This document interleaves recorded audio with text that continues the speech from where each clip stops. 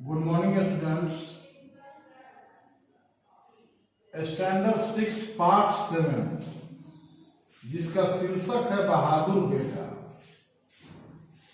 जैसा कि शीर्षक है से ही हम लोगों को पता चलता है कैसा बेटा, तो बहादुर बेटा। बहादुर वो होते हैं जो मुश्किलों में, कठिन परिस्थितियों में अपने साहस का, अपने दम खम का, अपने ज्ञान का, अपने विवेक का परिचय देते हुए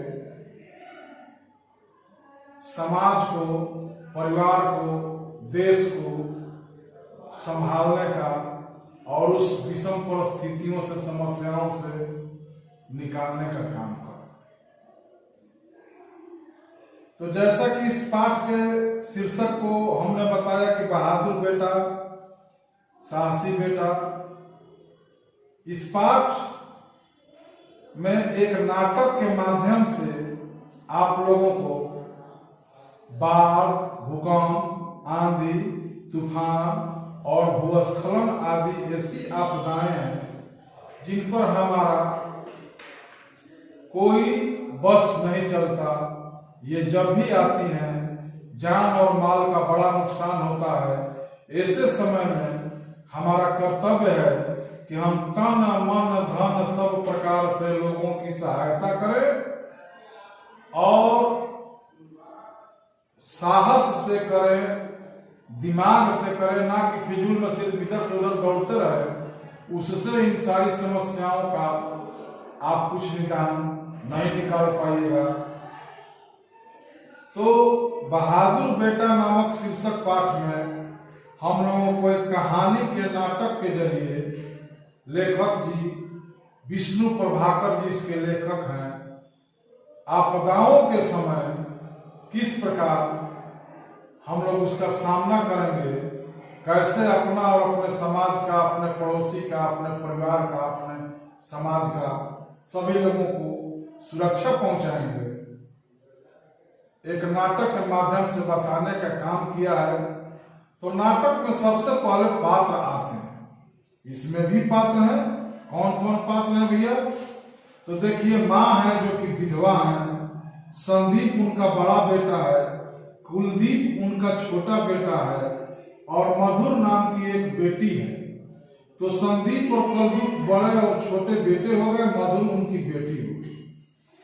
दीपक जी हैं जो कि संदीप का मित्र है, बड़ा बेटा का मित्र है।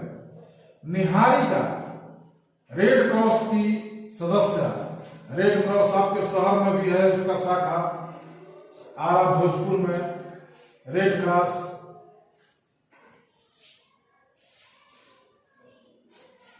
डॉक्टर जो है वह भी रेड क्रॉस का सदस्य है। तो 1 2 3 4 5 6 7 पात्र हैं। माँ, 2 बेटे, 1 बेटी, एक बेटे का मित्र, एक रेड क्रॉस की सदस्य निहारिका जी, दूसरे एक डॉक्टर साहब जो कि वो भी रेड क्रॉस के सदस्य है। आइए चालू हो रहा है नाटक। एक साधारण से नाटक के लिए पात्र के साथ स्थान भी जरूरी होता है कि यह नाटक कहाँ और किस जगह पर खेला जाए। एक साधारण से घर के कमरे में मधुर बैठी पढ़ रही हैं, बीच बीच में घड़ी की ओर देख लेती हैं। माँ अंदर से आती है।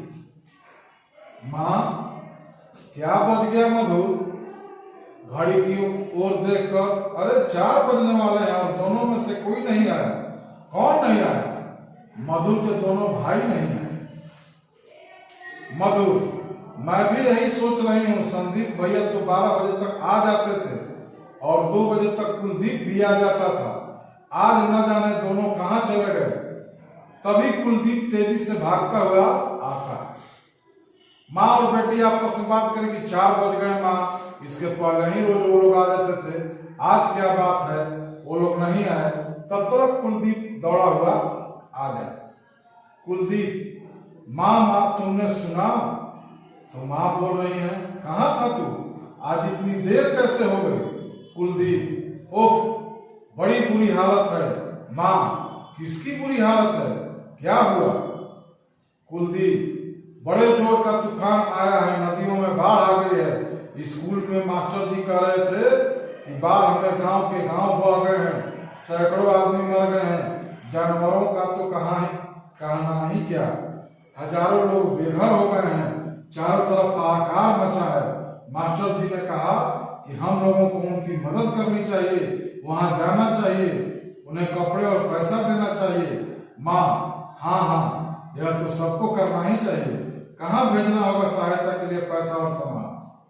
कुलदीप, वह तो लेने वाले यहीं आ जाएंगे, मैं जा रहा हूँ। मधु, माँ के साथ साथ तुम कहाँ जा रहे हो? तो कुलदीप जी बोल रहे हैं, लोगों को बचाने। माँ, लेकिन तू तो खुद इतना छोटा है, लोगों को क्या बचाएगा? मधु कह रहे, काम करने को तो यहाँ भी बहुत है, चाहे तो तुम घर घर जाकर चंदा इकट्ठा कर सकते हो।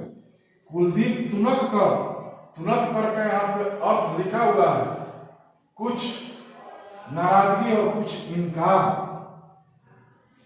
वह तो दीदी तुम करना, मैं छोटा हूं तो क्या, मैं भी बहुत कुछ कर सकता हूं। अच्छा, पहले तू रोटी तो खा ले। और हाँ, संदीप भी कहीं वही। दीपक, संदीप का घर यही है? माँ और मधुर एक साथ, हाँ। तो अभी तक हम लोगों ने नाटक में पढ़ा, उससे यही प्रतीत हो रहा है, समझ में आ रहा है कि उस दिन जो कहानी के शुरुआत में माँ और बेटी अपने दोनों भाइयों के नहीं आने से उनका इंतजार में थी, और वे लोग स्कूल में मास्टर जी के बताने के बाद कि बगल के गांव में बहुत जोड़ों की बाढ़ आई हुई है, हजारों घर वाले बेघर हो गए, पशुओं का तो कहना ही क्या है, न लोगों के पास खाने के लिए कुछ बचा है, न पहनने को। ऐसे में मास्टर जी के कहे अनुसार हम लोगों को उनकी मदद करनी चाहिए। इस पर माँ और बेटी कहती कि हाँ जरूर, कहाँ पहुँचाना है उनका मदद का सामान, तो वो लेने के लिए वो जो टीम है वो लोग आ जाएंगे, उन लोगों को दे देना है। और माँ, मैं जा रहा हूँ उन लोगों की सहायता के लिए। इस पर माँ और उसकी बहन जो कि मधु है समझा रहे कि तुम तो बहुत छोटे हो, तुम कहाँ जाओगे? इस पर वह तुनक कर कहता है कि तुम लोग तो हर बात में यही कहते हो कि क्या मैं भी कुछ कर सकता हूँ? तो उसकी नाराजगी को देखते हुए बहन कहते कि एक काम करो, पहले तुम कुछ रोटियां वगैरह खा लो, उसके बाद जा करके उन लोगों की सहायता कर। आगे एक मित्र जो कि संदीप, जिसका मैंने चर्चा किया था आप लोगों से पाठ के शुरुआत में कि वह भी एक पात्र है नाटक का, और वह उनके बड़े बेटे का मित्र है जिसका नाम संदीप है, वह आता है और पूछता है कि संदीप का घर यही है? तो माँ और बेटी, माँ और मधु दोनों ही मिलकर एक साथ बोलते कि हाँ दीपक, मैं दीपक हूँ, संदीप का दोस्त। मैं यह बताने आया हूँ कि संदीप बाढ़ पीड़ित लोगों की सहायता करने चला गया है। माँ घबरा कर, क्या मधु, तो भैया चले ही गए हैं? माँ, बेटा कितनी देर हो गई उसे गए? तो दीपक बता रहा, वह तो सुबह ही चले गए थे और मुझसे घर पर खबर देने के लिए कह गए थे, लेकिन आप कोई चिंता ना कीजिए। और वह तेजी से चला गया। मधु, मैं जानती हूँ यह सब सुनकर संदीप भैया रुक ही नहीं सकते थे। कुलदीप, लेकिन मुझे तो रुकना पड़ेगा, बहुत बुरे हैं भैया, सभी कामों में वही आगे रहते हैं। माँ, वह बड़ा जो है, मुझे खुशी है कि वह ऐसा है, बिल्कुल अपने पिता पर गया है। वे भी जिंदगी भर कभी चैन से नहीं बैठे और ध्यान मग्न हो जाती है, पिता की यादों में माँ खो जाती है। हे भगवान, तू मेरे बच्चे की रक्षा करना, और भगवान से दुआ भी मांगती हैं कि मेरे बच्चे की रक्षा करना। मधु माँ को झकझोरते हुए, माँ तुम कहाँ खो गई हो? हमें कुछ करना चाहिए, चलो हम दोनों घर घर से अनाज और धान इकट्ठा करें। कुलदीप, खाना, कपड़ा, मकान, सभी चीजों की जरूरत होगी। मास्टर जी कह रहे थे कि सरकार प्रबंध कर रही है, कैंप लगवा दिए गए हैं। माँ, मैं जाता हूँ, स्कूल में स्वयं सेवकों की आवश्यकता है। स्वयं सेवक जो कि आपदा और विपदा के समय लोगों की मदद करते हैं अपने आप, उनको कहीं से डिप्यूट नहीं किया जाता है, लोग अपने मन से उनकी मदद करते हैं। और ऐसा हर समय देखा गया, खास करके हमारे देश में तो इसकी परिपाटी है। कि कहीं अगर कुछ हादसा हो जाए, प्राकृतिक आपदा आ जाए, तो लोग खुद ब खुद ऑटोमेटिक एक दूसरे की मदद करने लग जाते हैं, जो कि बहुत ही अच्छी परिपाटी है और हमें एक दूसरे की मदद करनी भी चाहिए। माँ, लेकिन खाना तो खाता जा। कुलदीप, नहीं नहीं, देर हो जाएगी, वहीं कुछ खा लूंगा। तेजी से चला जाता है, बाहर शोर उठता है। माँ खिड़की से झांकती है। मधुर, देखो माँ, कितने लोग इधर ही चले आ रहे हैं, ट्रक भी आ रहे हैं, शायद ये बाढ़ पीड़ितों की बाढ़ पीड़ित गांवों से लोगों को निकाल कर ला रहे हैं। माँ, एक परिवार को तो हम भी अपने घर में रख सकते हैं। माँ, क्या ही अच्छा हो यदि सभी ऐसा कर सके, फिर तो बहुत सारी समस्याएं यहीं खत्म हो जाएंगी। एक ज्योति का प्रवेश, उसके वस्त्रों पर रेड क्रॉस का चिन्ह लगा हुआ। निहारिका, क्या संदीप जी का मकान यही है? मधुर, जी हाँ। माँ, संदीप आया है? कहाँ है संदीप? निहारिका, आप शायद उनकी माँ है, चिंता ना कीजिए, कोई विशेष बात नहीं है। मधुर, लेकिन आप कौन हैं? मैं रेड क्रॉस की सदस्य हूँ। निहारिका बोल रही है। बाहर मेरे बहुत से साथी हैं, हम लोग बाढ़ पीड़ितों की सहायता करने के लिए गए थे। आपके पुत्र संदीप जी ने वहां बहुत काम किया, अपने प्राणों की चिंता किए बिना उन्होंने कितने ही लोगों को बचाया। उनका साहस देखकर तो हम लोग भी दंग रह गए। लेकिन अचानक, माँ, मधु एक साथ, अचानक क्या हुआ? बोलती क्यों नहीं है? निहारिका, आप घबराइए नहीं, लोगों को बचाते समय उनकी नाव पलट गई। उन्होंने लोगों को तो दूसरे नाव में चढ़ा दिया, किंतु पानी के रेले में वह कूद बह गए। माँ और मधुर एक साथ, हाय राम, जो कि कोई भी विपत्ति के समय में बोलता है। निहारिका, अरे उन्हें कुछ नहीं हुआ है, उन्हें शीघ्रता से बचा लिया गया। बहुत अधिक परिश्रम करने के कारण वे बेहोश हो गए। हम उन्हें फर्स्ट एड दे दी है, जल्दी ही वे ठीक हो जाएंगे। बाहर गाड़ी में है, आप आइए, उन्हें ले आते। सब बाहर से संदीप को लाकर पलंग पर लिटा देते। अब यहाँ ये समझना जरूरी है कि छोटा बेटा तो उन लोगों को सेवा करने के लिए सब सेवक के रूप में खुद चला ही गया, लेकिन तभी निहारिका जी, जो कि रेड क्रॉस की सदस्य है, घर में प्रवेश करती हैं, संदीप का पता पूछती हैं। माँ और बेटी दोनों ही मिलकर बोलते हैं कि हाँ हाँ, संदीप का घर यही है। उसके बाद कुछ औपचारिक बातें होती हैं और तभी एक गलत, दुखी होने वाला न्यूज निहारिका जी की तरफ से माँ और बेटी को सुना दिया जाता है कि एक नाव जो कि पलट गई, उसके लोग में बैठे लोगों को बचाते बचाते संदीप जी खुद पानी के रेले में बह गए। इस पर माँ और बेटी दोनों अचानक ही बहुत ज्यादा घबरा जाती हैं, लेकिन निहारिका जी उन्हें समझाते हुए उन्हें शीघ्र ही यह बताती हैं कि ऐसा नहीं है कि वह पानी के रेले में बह गए, उनको भी बचा लिया गया है, लेकिन उनके द्वारा अधिक परिश्रम करने के कारण वह थोड़े कमजोर हो गए हैं और बेहोश टाइप का हो गए हैं, जिनका प्राथमिक उपचार किया जा रहा है और उन्हें हम लोगों ने गाड़ी में लाद करके यहाँ उनके घर तक लाए भी हैं। चलिए उन्हें लाते हैं। आगे देखिए नाटक में क्या होता है। निहारिका एक युवक की ओर देखकर, ये हमारे डॉक्टर हैं, उन्हें अच्छी तरह देख लिया है, डरने की कोई बात नहीं है, कुछ ही क्षणों में इन्हें होश आ जाएगा। डॉक्टर, मैं अभी एक और इंजेक्शन दिए देता हूं, आपका बेटा है बहुत बहादुर। तभी कुलदीप भागा हुआ आता है। कुलदीप, माँ मैंने सुना है। एकदम देखकर, अरे तो भैया आ गए, क्या हुआ है इन्हें, और ये कौन है? मधुर, लोगों को बाढ़ से बचाते बचाते भैया सौंप बह गए थे, इन्हें लोगों ने बचाया है, इन्हीं लोगों ने बचाया है। थकान के कारण बेहोश हो गए और कोई खास बात नहीं है। डॉक्टर, बस इन्हें होश आ रहा है, लेकिन आप इनसे ज्यादा बात मत कीजिएगा, इन्हें चुपचाप लेटे रहने दीजिए।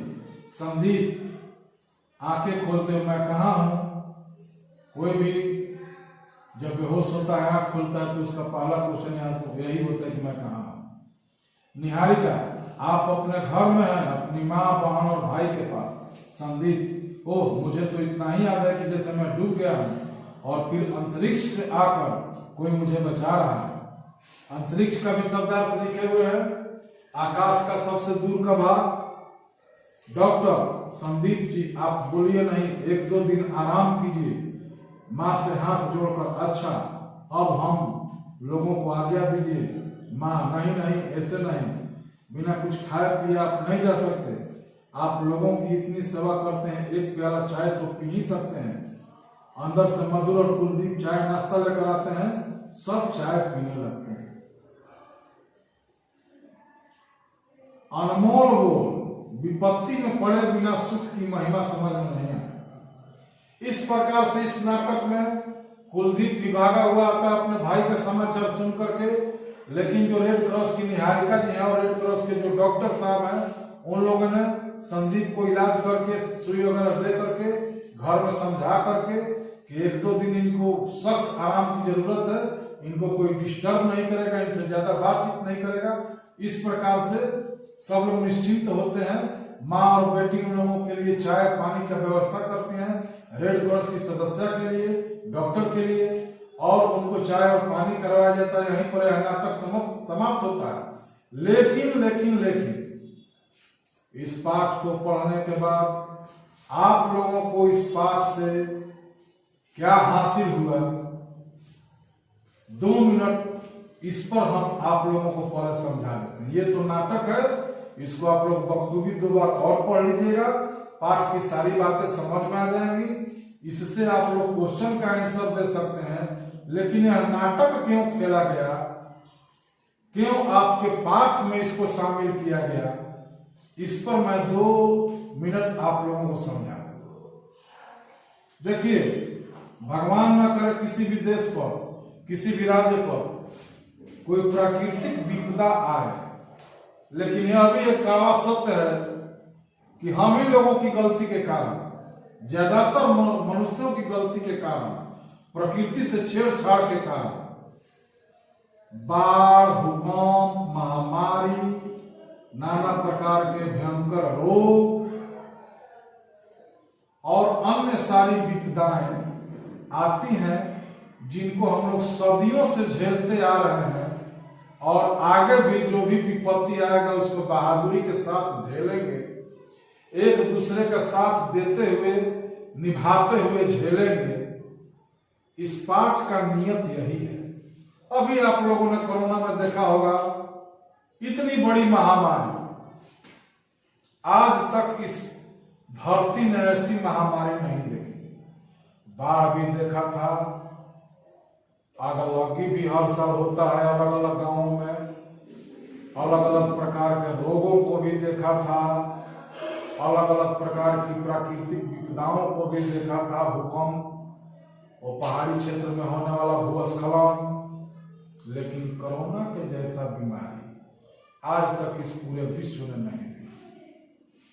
लेकिन इस कोरोना में ही आप लोग मिलाइए कि एक नगर निगम का सफाई कर्मचारी से लेकर, डॉक्टर से लेकर, प्रशासन के लोग से लेकर हमारी सरकार तक किस प्रकार लोगों को निर्देश बनिर्देश जारी करते हुए कि हमें कैसे रहना है, इस प्राकृतिक रोग से और जो ये महामारी वाला रोग चला हुआ कैसे बचना है, समाज को कैसे बचाना है, हम लोगों ने अथक प्रयास करके, हजारों लोगों ने अपना जान गंवा करके इसी रोग में दूसरे के चलते रोगी बनकर के अपना जान गंवा देने वाले लोग हजारों की तादाद में।